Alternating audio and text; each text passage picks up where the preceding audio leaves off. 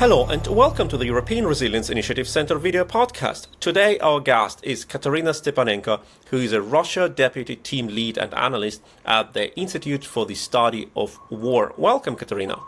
Thank you so much for having me. Look, we are now in the third year of Russia's full-scale invasion against Ukraine, and in the beginning, in 2022, everyone was excited, looking how successful the Ukrainian army was, and we were planning the collapse of the Russian army and full liberation of the Ukrainian territory by the Ukrainians. And now, in the third year of war, we are talking about the price of losing Ukraine. That was the title of your recent report at the Institute for the Study of War. How have we landed from that excitement into this dire perspective? Yeah, we recently published a report, like you've mentioned, called The High Loss of Losing Ukraine, which analyzes hypothetical scenarios of what can happen if the West, collective West, no longer supports Ukraine. I think a big component of what we are seeing right now is the results of not having enough Western aid in timely manner to support Ukrainians. In 2022, Ukrainian forces would have been able to continue their counteroffensive drives, especially in Kharkiv Oblast, but they simply didn't have enough mechanized equipment to continue that drive.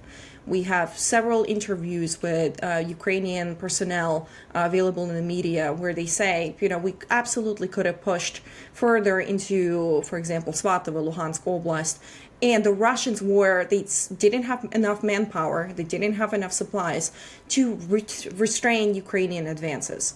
However, Ukrainian forces at that time were not receiving tanks. They were not receiving enough equipment that would allow them to maintain maneuver warfare, not just in that fall period, but also as Ukrainians would continue into winter 2023. That gap in Western aid really allowed Russians to not only launch their own winter offensive operations in Liman direction, in Kupiansk direction, as well as maintain a pretty steady battle in Bakhmut, but also prepare their positions for repelling Ukrainian counteroffensives in Zaporizhia Oblast, which is where Ukrainians concentrated their counteroffensive attack.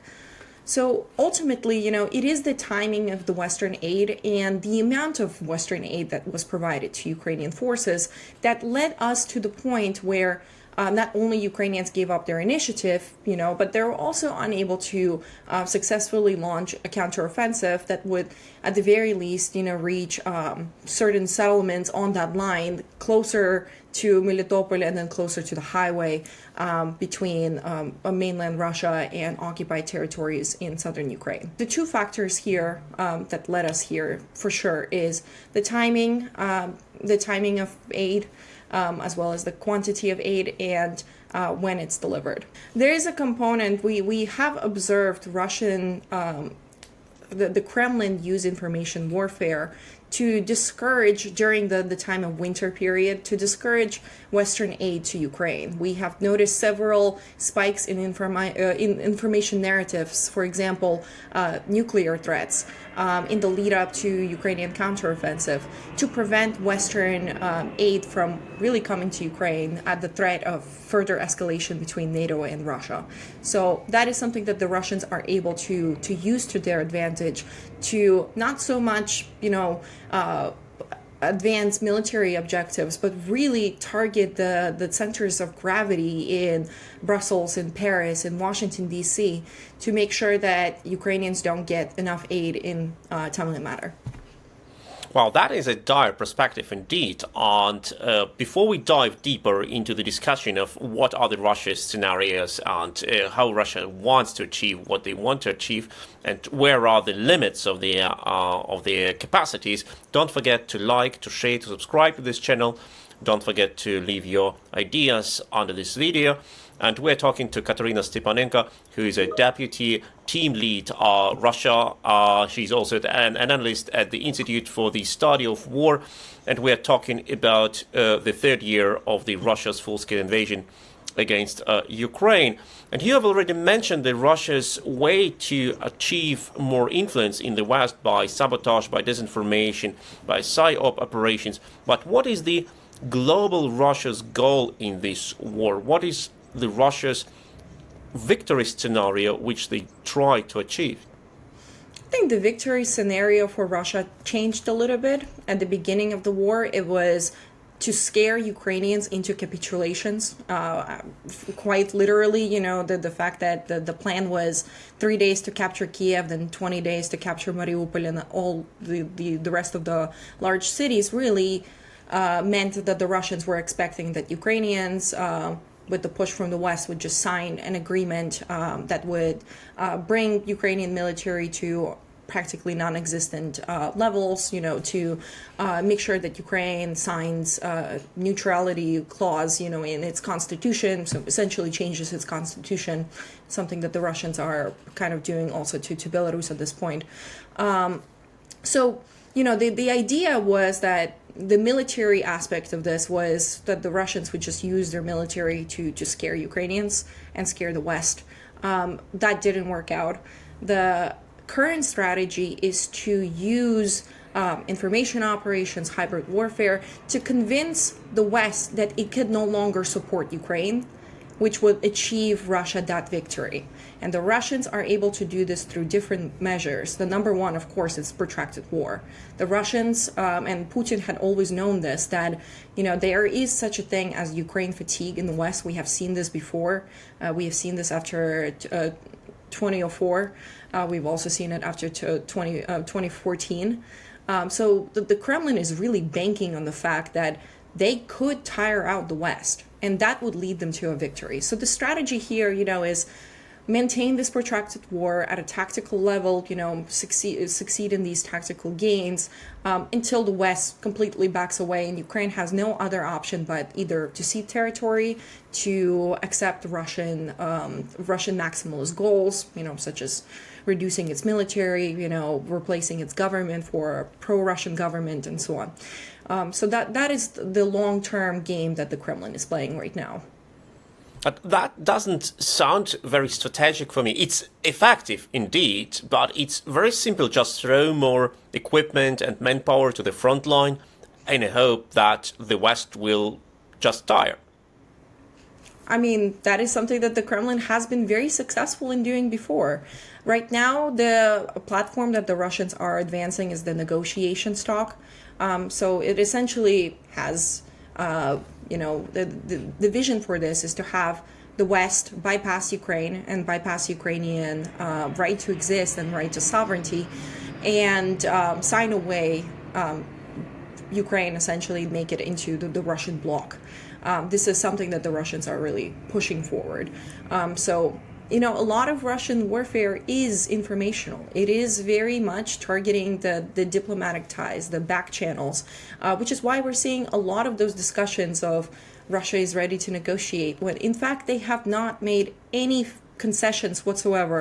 They have not revised any negotiations platforms for Ukraine, and most of the times they don't even include Ukraine as an actor in the conversation for what this peace would look like. That is what we see now in Germany to a very large extent, when all the ideas of possible negotiations with Russia normally includes only the ideas what parts of its territory Ukraine must concede to Russia, but say nothing about what Russia should do with its army, which is occupying sovereign territory of Ukraine. And that's why I want to ask you, if these ideas, this psychological warfare, would reach some sort of success for Russia, what would be the price and the consequence of this non-victory of Ukraine? Yeah, so there's a couple of examples of what non-victory for Ukraine would look like. So I'll probably start with the least favorable for Ukraine. The least favorable, I would say, obviously would be any type of ceasefire negotiation. So think about like Minsk agreements, but make them part 3. This would be very, very detrimental to Ukraine, especially at the current lines. That is because Russia occupies economically viable areas of Ukraine. So that is, think about steel production, coal mining. We also have a large agricultural sector of Ukraine occupied now, which is Kherson and Zaporizhia Oblast. This is going to cripple Ukraine in prolonged term. This will have Ukraine rely on humanitarian and financial aid, not just military, but also humanitarian and financial aid. So that is likely the worst scenario, because it also allows Russia to grow its military. And we are seeing that the Russians are forming 3 more armies. They are reconstituting and restructuring their military districts. They have combat experience that they're now using to train their personnel. They use veterans, and they are having them train volunteer personnel that they recruit. All of that is going to allow Russia to really secure itself for a next more aggressive attack on Ukraine when Ukraine is only becoming weaker. So any ceasefire negotiations only really set conditions for Russians in the future. And we can even get into DIB, because the Russians are trying to mobilize their DIB, defense industrial base, to their best ability, given sanctions. So that is one of the scenarios. The second scenario that is pretty horrible for Ukraine is protracted war. So it's not, say that the West continues its support at the current level, and the Ukrainians just keep on fighting these positional battles throughout the front line. The Russians, we're seeing that in protracted warfare, Russians are able to laterally redeploy their units. They are forming some of reserves. They're able to increase their defense industrial base. So if things stay at the current tempo, that's still pretty bad for Ukraine. It's a non-victory. And it doesn't allow Ukraine to meaningfully threaten Russians. It does not allow Ukraine to liberate its territories that are vitally important for Ukraine to have for economic gain. And it also allows Russians to attrit Ukrainian forces and Ukrainian morale. So the current situation that we're in is not very favorable for Ukrainians, and it's in fact very favorable for Russians, who are able to sustain protracted war and are able to, at the current level, reinforce its troops and also have sufficient DIB capabilities to reinforce the troops on the battlefield as well. And then last but not least, I would say there are a couple of scenarios for where the situation is a little bit better for Ukraine. And this is something that we really want to see if we cannot have full victory, right? I'm not advocating for this. I want to kind of flag. We do think that Ukraine, for its ability to not only defend itself, but also defend NATO, become this area of that will prevent Russian aggression against NATO, it needs full victory. But if Ukraine is able to get its territories back to, say, 2014 levels, that is a viable area for Ukraine to not only use that time frame to improve its defense industrial base, which is something that Ukrainians are doing, especially through joint productions with Eastern European countries and Central European countries. But also, it will allow Ukraine to regain some of its economic capabilities in southern and eastern Ukraine. So even that scenario would be a little bit better because it puts Ukraine in a more favorable position than other scenarios where Ukraine has to really rely on not only military aid, but also to rely on surviving. And I mean, even if Ukraine is able to liberate Kherson and Zaporizhia Oblast, that already puts a significant strain on Russian ability to maintain the grouping of forces, for example. I mean, we know that Ukrainians have intended to intersect the highway between Russia and Zaporizhia Oblast and then Kherson Oblast. So even removing that capability for the Russians will prevent them from being closer to the Romanian border, being closer to Ukrainian vital infrastructure. So all that being said, these are the non-victorious scenarios that we're looking at. Some are worse than others, but ultimately we do think that full victory in Ukraine, which includes liberating Crimea as well as Donetsk and Luhansk Oblast that were occupied pre-2014, is the best solution for stopping any potential ability for Russia to use these territories as a springboard for future aggression. Indeed, we have now, with the situation, with the delivery, or better to say non-delivery of ammunition, especially for artillery, a very dire situation, and the Ukrainians have pointed out it very clearly that without the artillery shells and without the supply of ammunition, they will not be able not even to advance, but also in some areas to hold the line. And everything we hoped for, like the Ukrainians cut through the Russian defensive lines and reach the shore of the Sea of Azov, which would point the significant development in favor of Ukraine, that is not possible with the current level of supply. But we also see that while the West is very reluctant in supplying Ukraine with what Ukraine needs, the other countries which are allies of Russia, like North Korea or Iran, have no problems with supplying Russia with long-range strike weapons, Iranian drones or North Korean artillery shells or missiles. Now, do we now witness the creation of new alliances, and how is the impact for the world balance of this new development of military alliance around Russia? Yeah, we're definitely witnessing a new power emerging among Russia, Iran, North Korea. This is something that, this is a collective of countries that wants to undermine the current world order. And this is something that they've signaled on and throughout the elimination of the current world order that we've had since 1945. That's also, undermining international institutions, international law. So that there has been efforts by at least three of these countries, China to a lesser extent, to really form this community, this collective of countries that goes after the West. We are also seeing Russia advance narratives about the collective global South that is going against the imperialist West. So the objective is really to reshape the world order, and any Russian victory in Ukraine can really lead to that. It really can show that the international rule of law does no longer apply. It doesn't work anymore.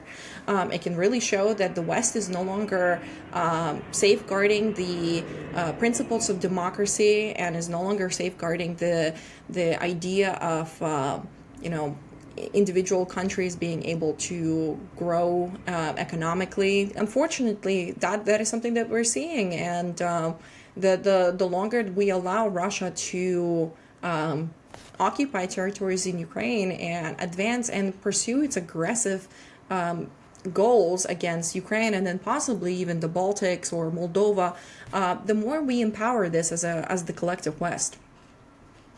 Are there any weaknesses in this Russia strategy? You have already mentioned it is simple but pretty effective. Can we crack it somehow? The biggest weakness that Russians have and are trying to deflect our attention from is the fact that they're really afraid of what the collective West can do to not only back Ukraine, but also what it can do against Russia. The Russians have been pursuing a decades-long campaign to dismantle NATO from within. That is forming strategic relationships with countries like Hungary, for example, with Viktor Orban. It is going after any interpolitical ties, promoting information operations against Brexit. The Russians are really trying to break NATO and the Western collective morale, spirit, ideas from within. And they're really targeting the Article 5 and the idea of open door policy within NATO, which is through Ukraine. So for Russians, the one weakness that they have is if NATO and the West actually do act upon what they can do. If the NATO and NATO countries, as well as Western countries, come together and form, an alliance that increases their production for ammunition, which is something that a lot of European countries are trying to do right now. The biggest weakness to Russia is the fact that, collective West has a higher GDP than Russia and its allied countries like North Korea and Iran have. And the Russians are aware of this. They're also aware of social tensions that they have within their country, and how it relates to mobilization, stability of the regime. So really, that is a big point that the Kremlin is banking on, the fact that they expect that the West is not going to have a unified response to this aggression, and that the West is going to just give up and back away.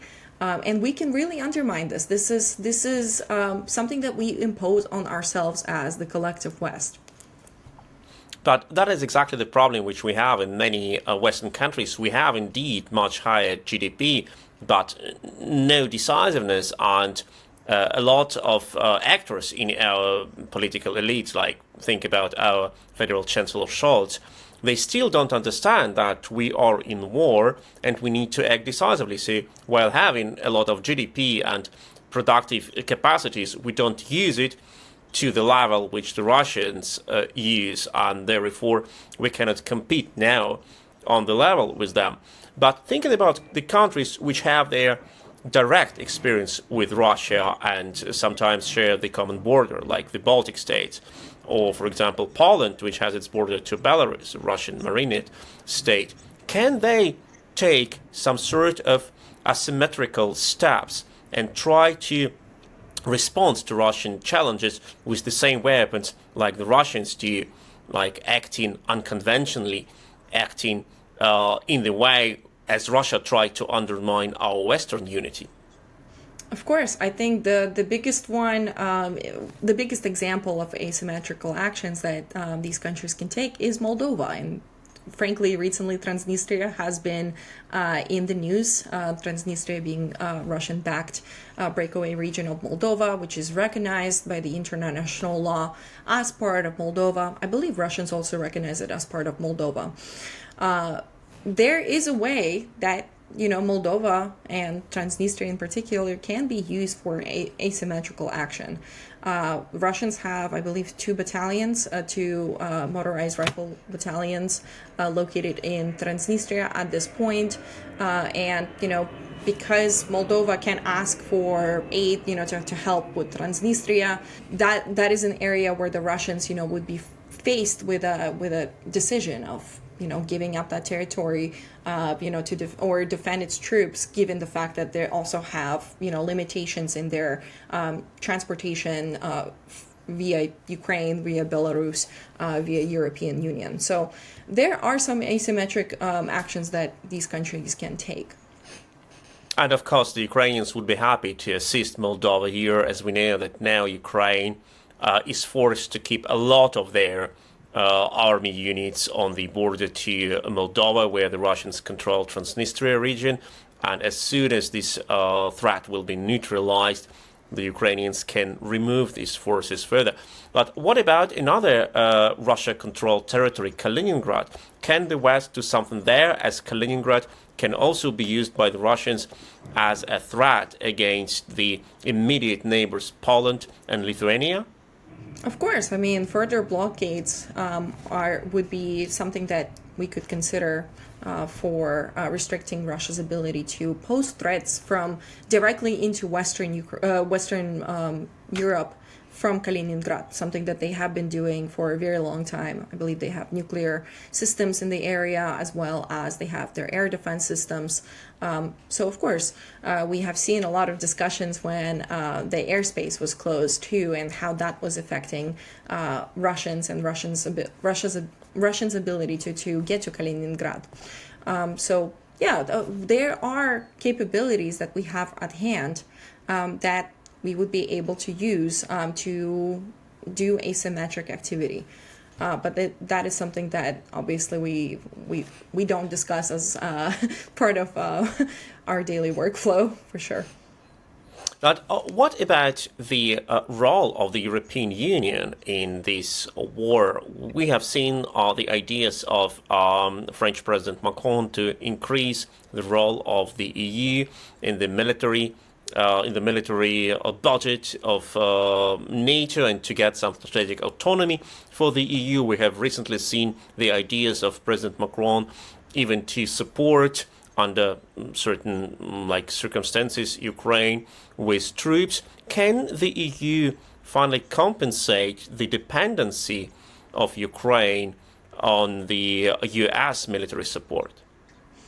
I think that's a very valid point. There is a way that stationing troops closer to the border, or even having European NATO troops train Ukrainian forces within Ukraine, could be beneficial, not only for training capabilities, the experience exchange, but also in terms of deterring Russia from further aggression. At the beginning of the war, a lot of European countries, including the US, have explicitly said that they're not interested in deploying any troops to Ukraine to defend Ukraine. This immediately gives Putin unlimited capabilities in terms of pursuing his aggressive plans.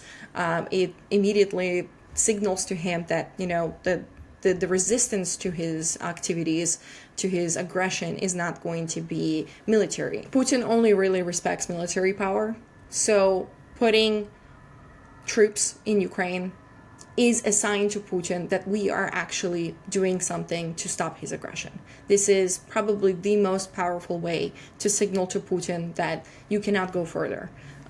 You cannot advance your aggressive means. And I think putting away that possibility at the beginning of the war, or even in the prelude of the war, really allowed Putin to get into the mind zone that he can do whatever he wants and no one's going to stop him. That is a very strong and straight statement. We need to demonstrate power and decisiveness, as Russia and Vladimir Putin respect power and decisiveness, and the lack of it is being seen as an invitation for the further escalation and the aggression. It was Kateryna Stepanenko, who is a Russia deputy team lead and analyst at the Institute for the Study of War. Thank you so much, Kateryna.